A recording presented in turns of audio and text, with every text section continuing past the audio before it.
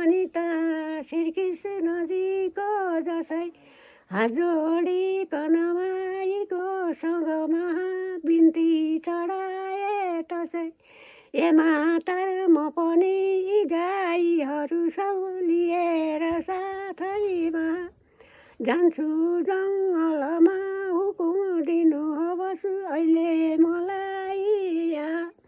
यस्ता बातहरूको सुनि खुसी भएन माई यशोदा त लागिन् श्रीहरिलाई भन्नु यो कुरा फेरि उसै बिचमा ए बाबु किन जानु पर्छ तिमीले लिएर गाईहरू सारा गाउँ चराउने घरभरि चाकर छँदैछन् अरू आगे सुनि जसै जननीको जिद्दी बहुतै गरी लागे भन्न रुँदै उही बखत तलोकेका नाथ हरि ए मातर वनमा गएर हामीले खेल्दै नखेल्नु भनी रोक्नुहुन्छ भने खान्न मैले खाने कुरो केही पनि जिद्दियो हरिको यशोमतीजीले सुनिलिथिन् त गोठालाहरूलाई डाकी नजिकै फेरि उसै बिचमा हे गोपहरू हो सुन कृष्ण बलराम गाईली बोल्नुमा जान्छौँ हामीहरू भनेर झगडा गर्छन् निरन्तर यहाँ तस्मात् यी दुई पुत्रहरू अहिले बाछासँगै गाली जान्छन् जङ्गलमा सर गरी लिनु यिनको सबैले भैलो अङ्गिनी लिएर सँगमा नुहाएर फेरि त जाँदै भइन् घरमा त्यसबेला घरमा गइन् तर पनि मन कृष्णजीमै धरिन् भेट होला अब कृष्णजीसँग कहाँ भन्ने विचार यो गरिन् केही अकल मनमा विचार गरी लिँदा आयो विचार यो पनि गोठमा श्रीहरिलाई डाकी मैले भेट गर्नु पर्ला भनी यही चेतन्य गरिदिन बिताइकन फेर साँझ पर्न गयो जसै सारा गाउँ धुवा हुने छल गरी निस्किन्ती राधा तसै आफ्ना गोठमा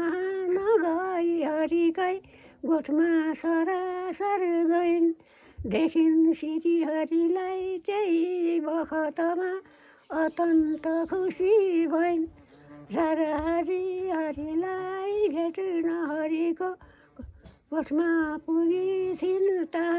बादल धेर उठी ठुलो झरी भयो फेरि उसै बिचमा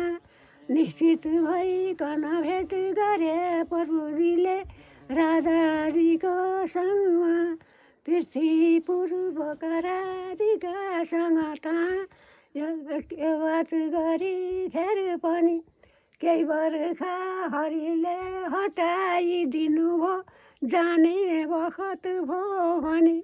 बर्खा हटी गयो पछि प्रभुजीले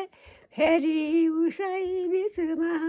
घरमा जाऊ भनी बिदा दिनुभयो राधाजीलाई त सुनेर फेरि रहिन् बिदा बहुतै भइन्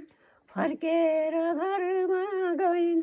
हे राधे तिमी गाउँदु आउँछु भनी साँझदेखि निस्कि गयो के काम गोठमा थियो र अहिले यस्तो हेरतक रह्यो त्यहाँबाट बिर्सी आउँदैन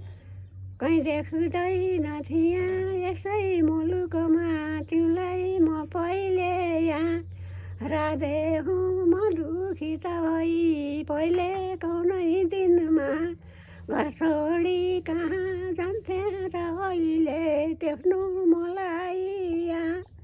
यस्ता बात सुनि राधिका कनहरी हर्षित भएथे त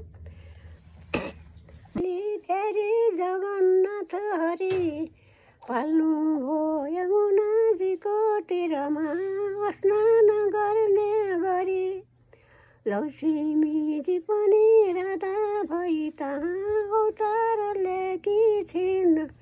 सन्जुकले यमुनाजीमा उही बखत स्नान गर्न आइन् गएर नजिकै श्रीकृष्णजीले